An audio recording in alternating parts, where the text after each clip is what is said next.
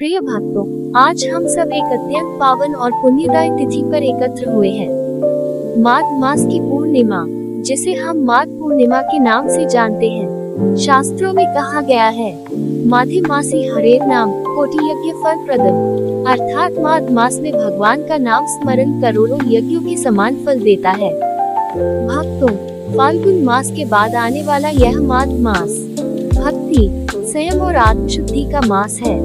ये वही समय है जब प्रकृति में नवजीवन आता है, मनुष्य के भीतर भी परिवर्तन की संभावना जागती है।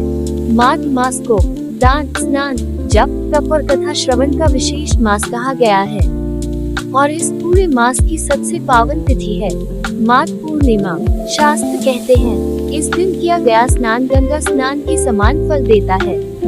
इस दिन किया गया दान अक्षय हो जाता है और इस दिन की गई भक्ति सीधे हृदय से भगवान तक पहुंचती है। भक्तों, अब मैं आपको माघ पूर्णिमा की वो पावन कथा सुनाने जा रहा हूँ, जो हमें सच्ची भक्ति का अर्थ समझाती है।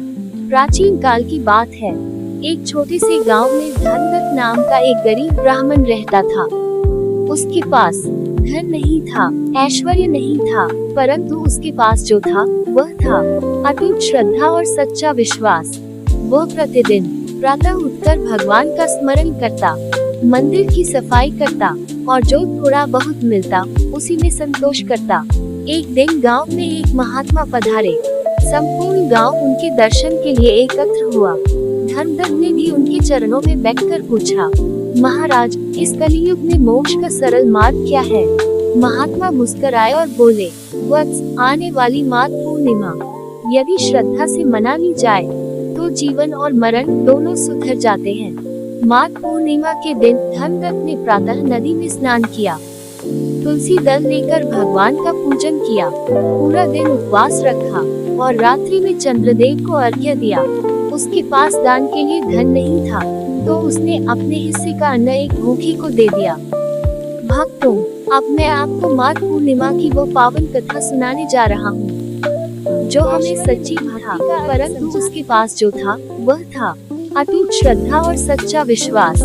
वह प्रतिदिन प्रातः उठकर भगवान का स्मरण करता, मंदिर की सफाई करता और जो थोड़ा बहुत मिलता उसी में संतोष करता। एक दिन गांव में एक महात्मा पधारे। संपूर्ण गांव उनके दर्शन के लिए एकत्र हुआ। धनदत्त ने भी उनके चरणों में बैठकर पूछा, महाराज, इस कलियुग में मोक्ष का सरल मार्ग क्या है? महात्मा मुस्कुराए और बोले, वत्स,